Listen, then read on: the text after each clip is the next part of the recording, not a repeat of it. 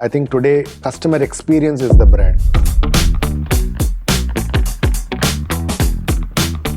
Empower your team to take risks, remove the fear of failure.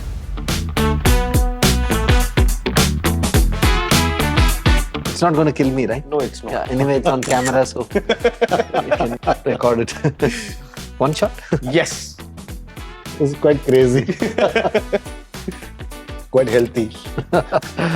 He means it's terrible.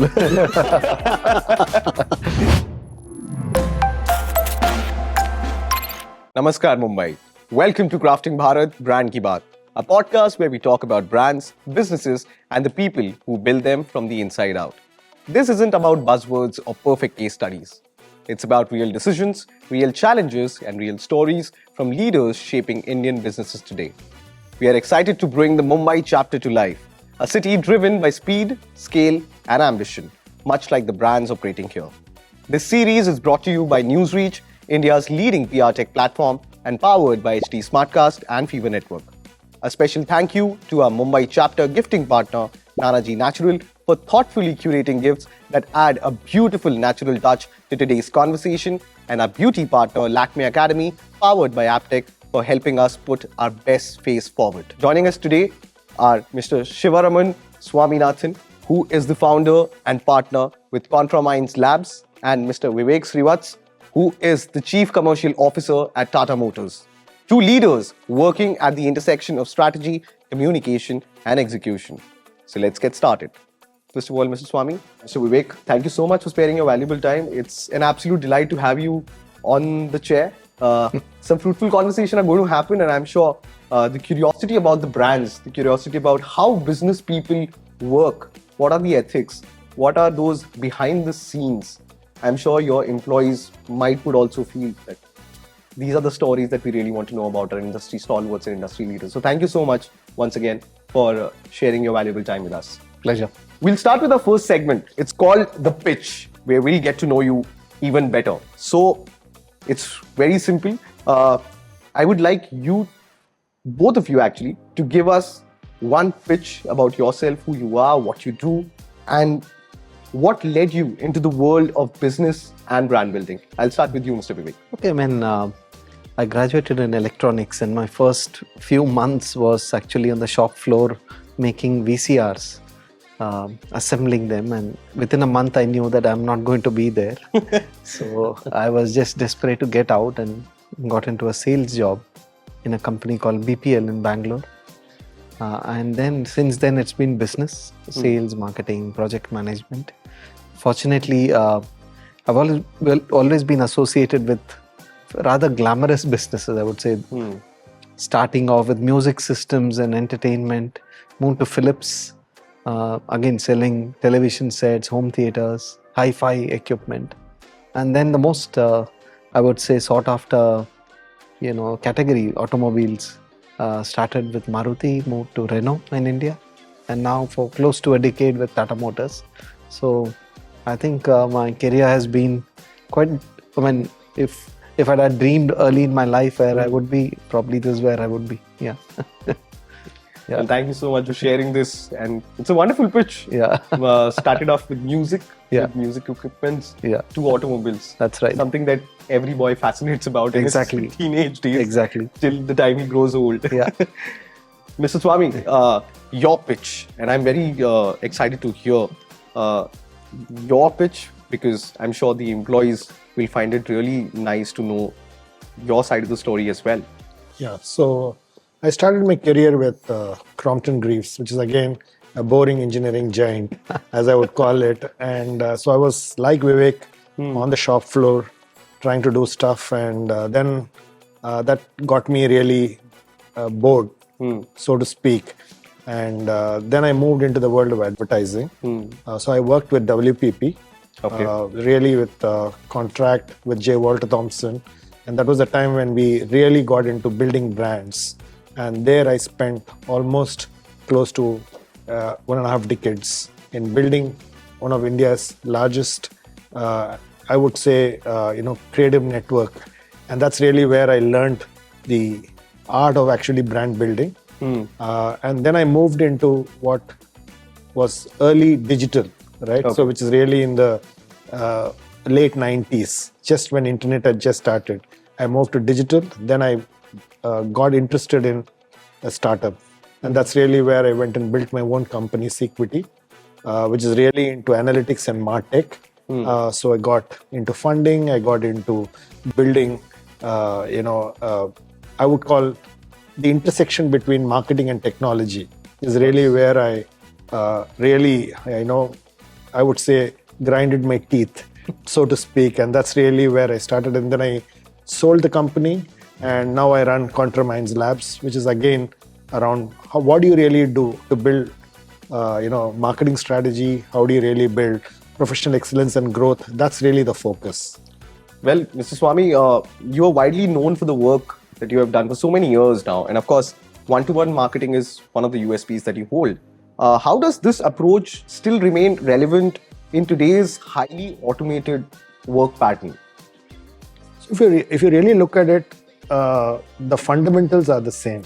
Okay. Because today, if you look at AI, AI really talks about personalization. AI talks, e-commerce talks about hyper-personalization. And therefore, if you really look at it, the world moved from mass media to what I call as one-to-one. And digital really enabled it because it just moved from mass media to one-to-one. And that's really where I think today, if you ask me, it's highly relevant because you're asking, your AI for answers. It has to understand your context. It has to actually give you the right campaigns. And you go to Amazon, you go to any e-commerce site, you go into any online shopping. Obviously, they know all your past purchase. And that's really where the recommendation engines work. And therefore, I think personalization has in fact become far more easier with automation because you're actually building scale. And personalization could never happen without technology being there. And therefore, I think it's far more relevant today than probably a decade and a half back. Well, Mr. Vivek, you are associated with Tata Motors as Chief Commercial Officer. And of course, you wear that so proudly like a souvenir on your shoulder.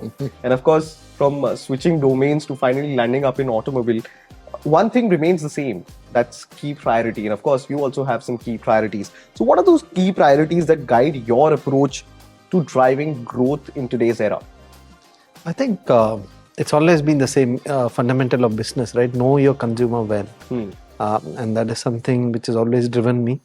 As categories get more fragmented, competition heats up, I really believe the organization which understands why consumers buy their products, what is the inherent need now, what are the emerging needs for the future, what are consumer mindsets, how they are changing, what are the external factors switching consumers' tastes, These are the things that we really mull upon a lot, increasingly, and those drives many of our decisions actually, whether it is about new products, whether it is about communication, or what we just spoke about, data-enabled personalized marketing. Knowing your consumers is key, and the more you know them, the more you want to know, and it's always a quest to know better and know more. Correct. For Tata Motors specifically, it has helped us a lot.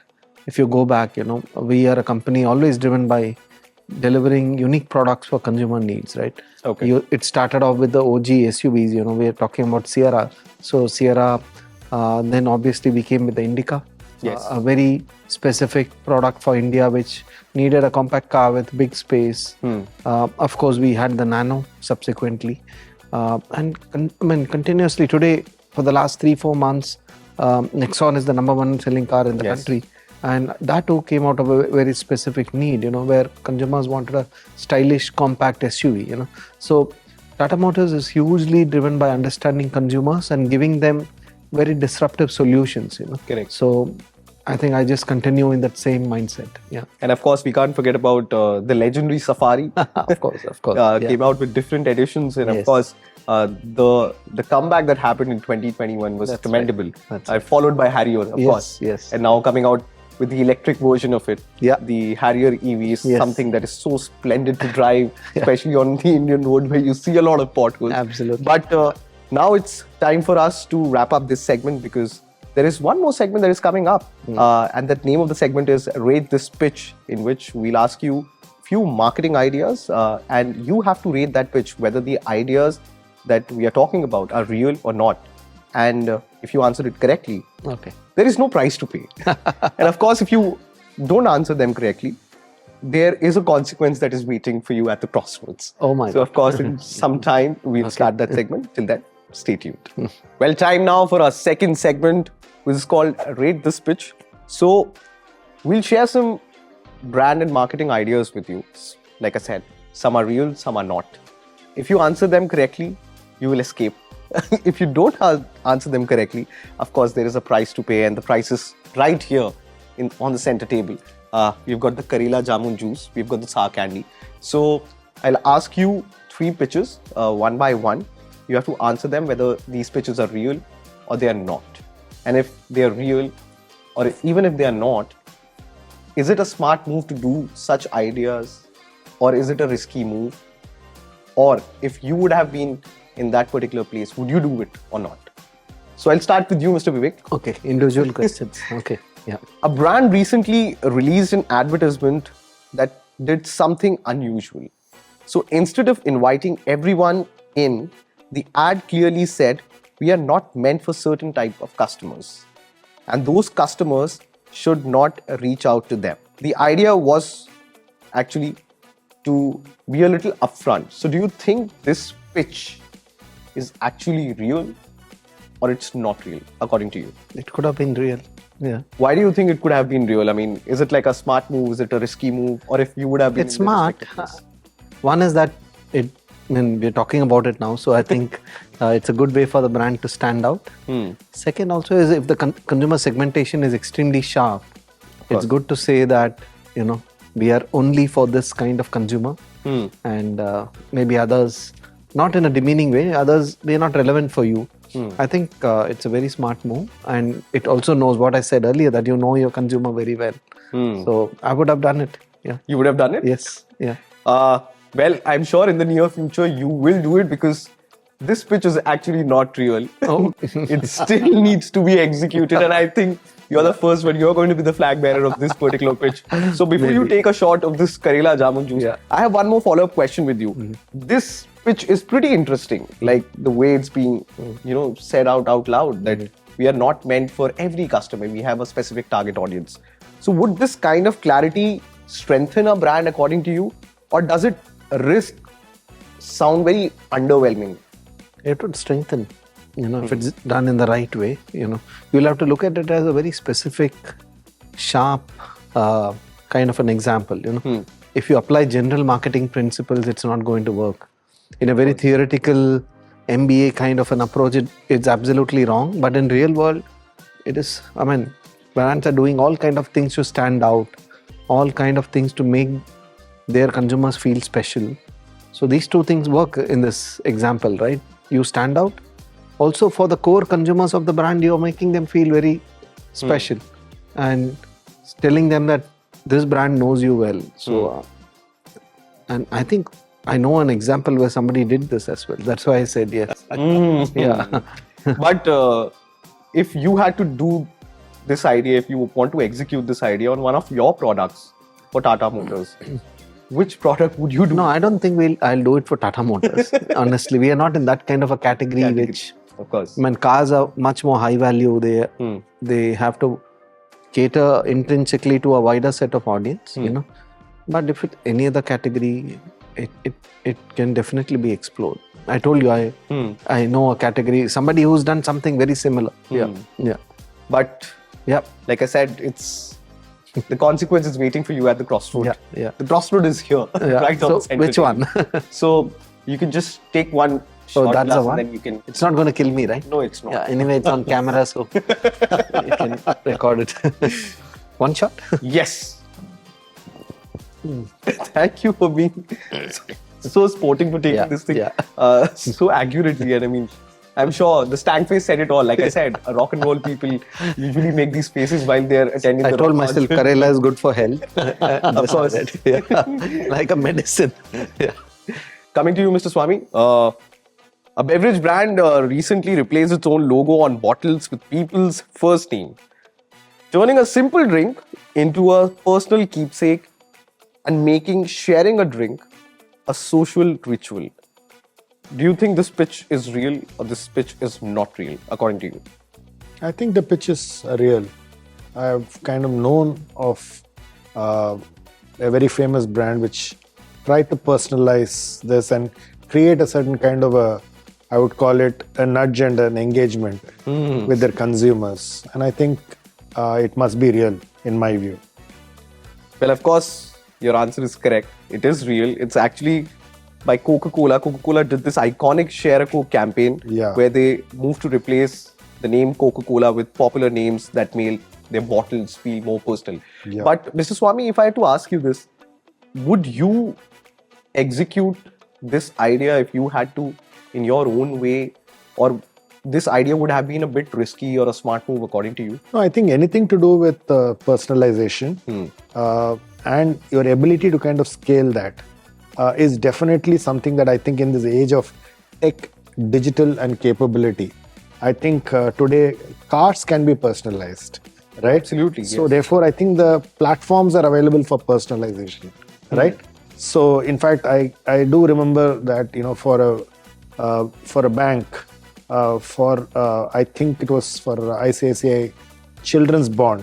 What we really did was they wanted us to advertise, but what we really did was we actually went to schools and did a drawing competition, saying what is it that you want to be when you grow up. So kids had the drawings. We collected all the drawings with the addresses, and then we sent the drawing to the parent, actually saying your kid wants to be a doctor, have you planned for it?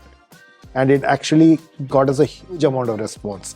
So I think there's a way to personalize, but connecting it to results and connecting it to engagement is something that you need to do. So personalize with engagement. And response and conversion is something that I think you should do. And now, Mr. Swami, Mr. Vivek, this pitch is actually for both of you. So you have to answer it like a team, being hand in hand, quite literally and figuratively. A detergent brand turned stains into a symbol of childhood, innocence, and doing good, celebrating messiness instead of hiding it. Do you think this pitch is real or this pitch is not real? Of course. Of course. Yeah.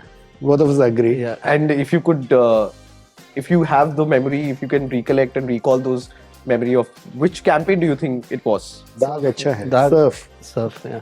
Well, you are absolutely right. It's the brand Surf Excel, the iconic campaign Daag Achhe Hain, which actually redefined my childhood as well, because I used to get a lot of beating from my mother for being all messy. But then every now and then when it used to come on a television screen, I used to tell my mother, please go and buy this.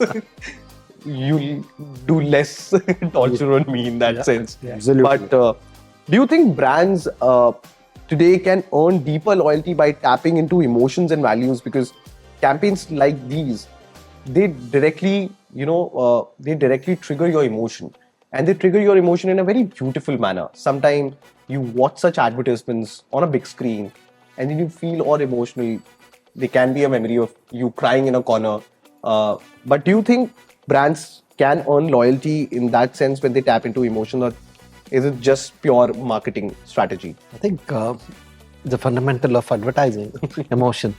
I mean, you can advertise a Excel sheet as well, saying these are all the features that we have. Or you can show how one particular feature really helps a consumer in their life, which is about emotion.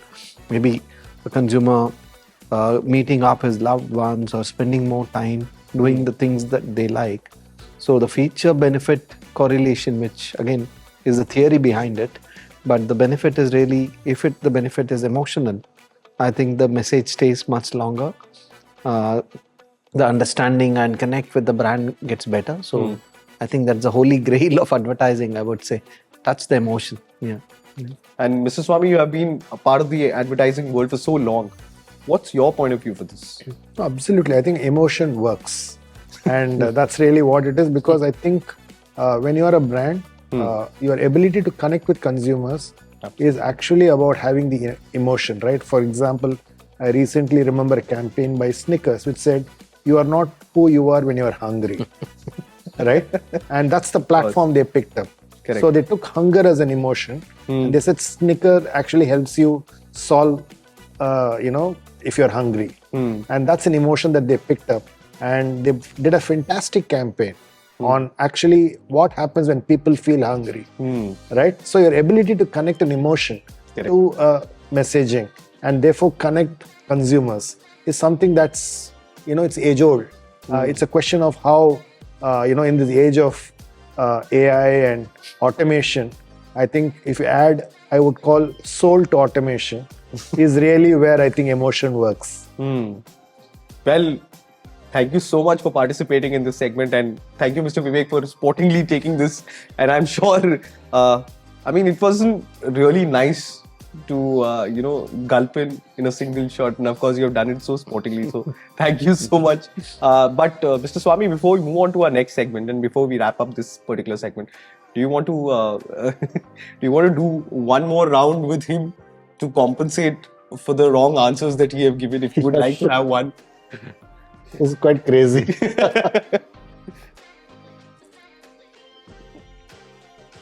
It's quite healthy. He means it's terrible.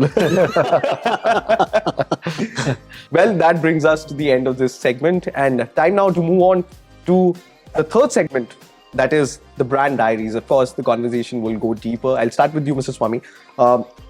Beyond pricing and promotions, what truly makes a customer feel valued by a brand? Because you have been a part of the advertising world for decades now.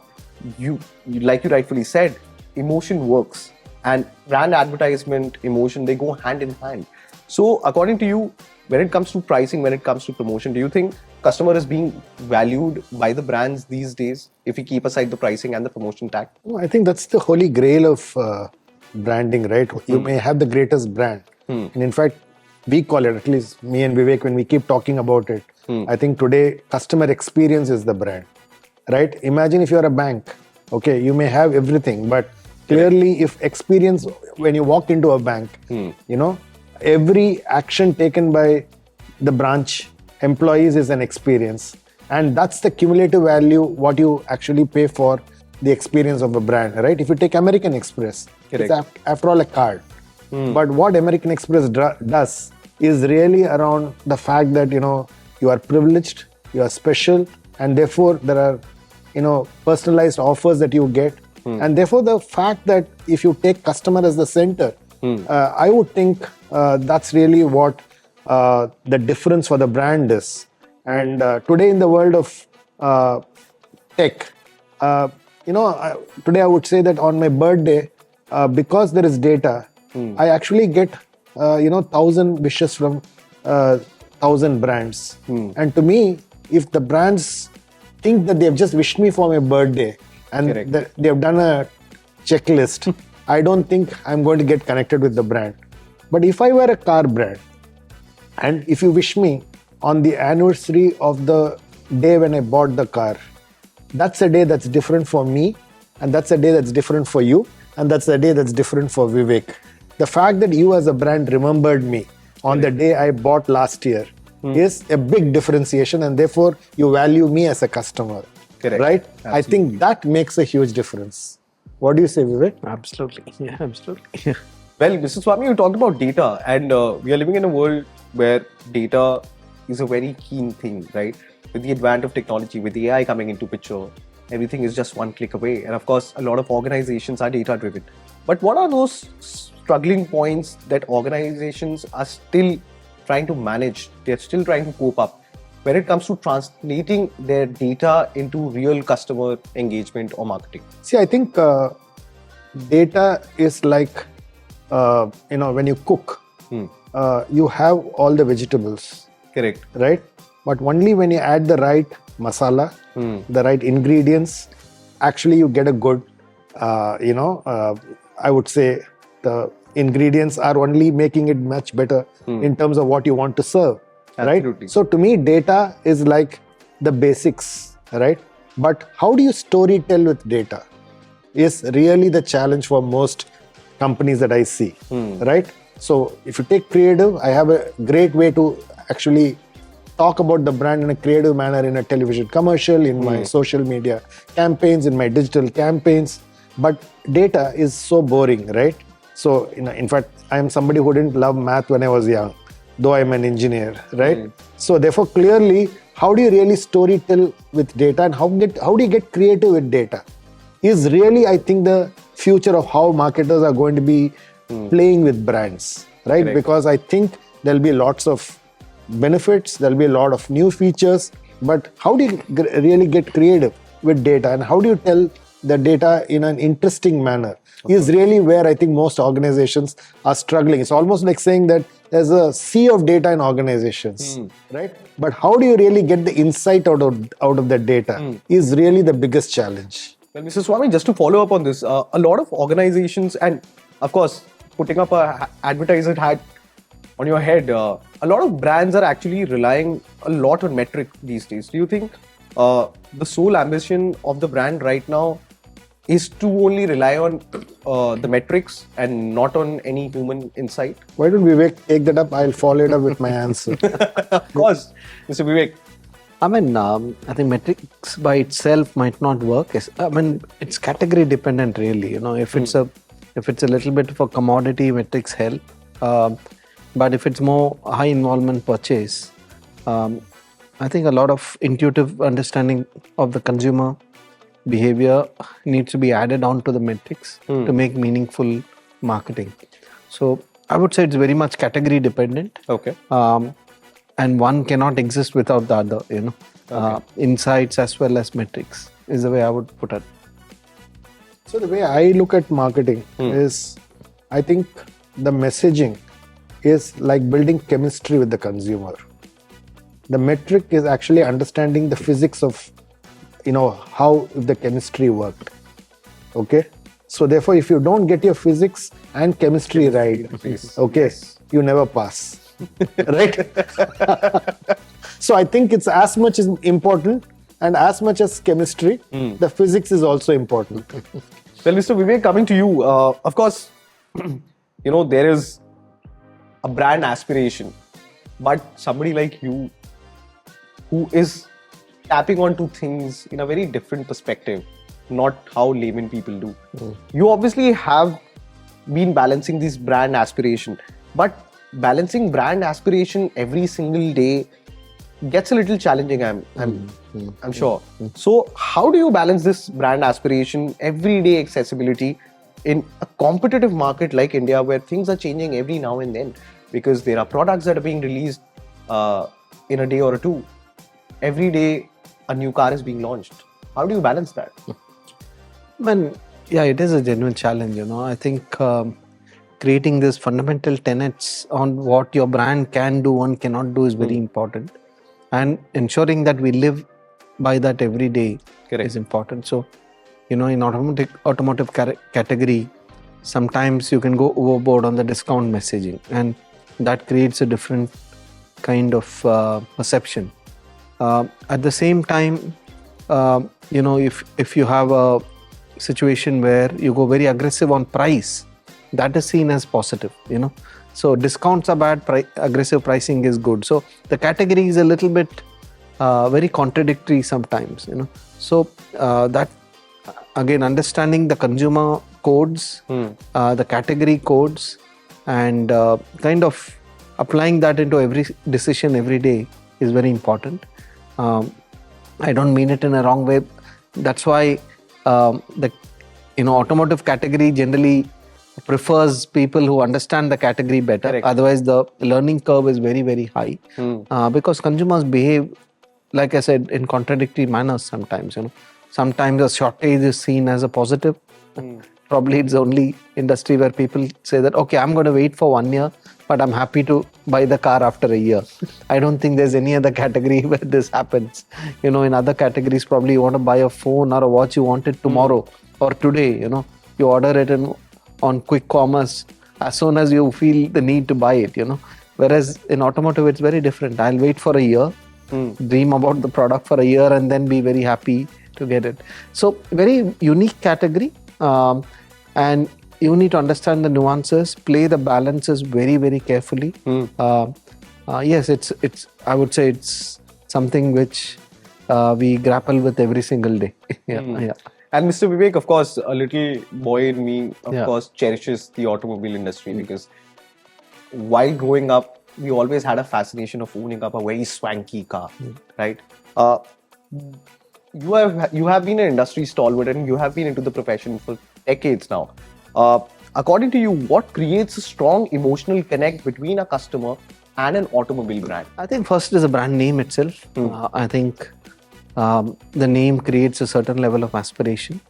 It's one of the industries where the longer a brand name has been in the market, the more emotion it creates. Second is the marketing cues or communication cues on what the brand or product brand is able to unleash for the consumer. For example, we spoke about Safari. Correct. Safari unleashes a sense of break free, right? So it is about how the brand name and the product promise work well together.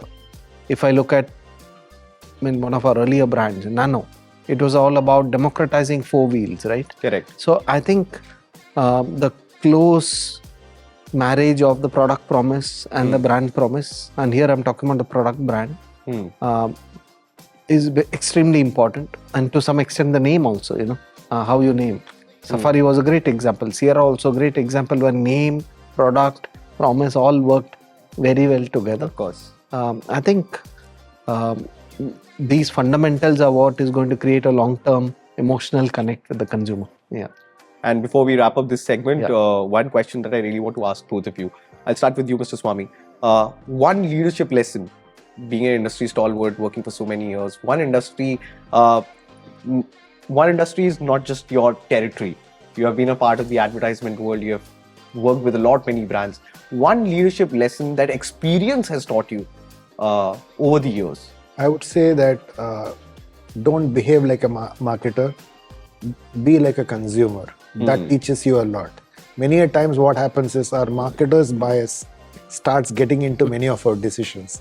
But if you start behaving like a consumer, then you realize the problems and the opportunities that can actually come up for a brand.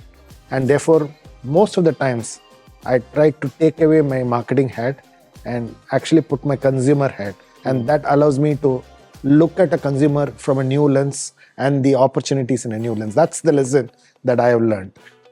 What about you, Mr. Vivek? For me, it'll be about empower your team to take risks. Remove the fear of failure, because the pace at which companies are moving, the markets are moving, it can never be one man's or one person's agenda or idea. It has to be bottom up. So the more the young people in the organization feel the freedom to take their own decisions and do their own thing, take risks and try new solutions to old problems, we'll never be able to make a mark for our organization. So for me, it is about pushing down decision making and removing the fear of failure. Well, time now for our final segment 4, which is Mumbai Meter. So all you got to do is hear these words, and the first thing that pops up in your mind, you just have to spill the beans. It's very simple. Mumbai Meter. I'll say a word or a phrase linked to Mumbai. The first thought, the first thing that pops up in your mind, just say it out loud. I'll start with you, Mr. Swami. Mumbai traffic. Pain. Local trains. Lifeline. Startup life. Excitement. Monsoon mornings. Beautiful. Mumbai work ethic. Professional. Client calls at 9 p.m. Every day. Well, thank you so much for answering these questions in such a witty manner. And I'm sure the conversation that we had is going to be fruit for all of those people who will be watching us, who will be listening to us. Certainly a food for thought to chew upon. Thank you so much, Mr. Vivek. Thank you so much, Mr. Swami, for being a part of this podcast. Truly warms the goggles of my heart to share this valuable time with you. So thank you so much. Thank you. Thank you very much. Our pleasure. Our pleasure. And that brings us to the end of this episode of Crafting Bharat, Brand Ki Baat, Mumbai edition. This series is brought to you by Newsreach and powered by HT Smartcast and Fever Network. with Nanaji Natural as our gifting partner and Lakme Academy powered by AppTech as our beauty partner. Until next time, keep building, keep questioning, and keep the conversation going. I'm your host Karthik, signing off.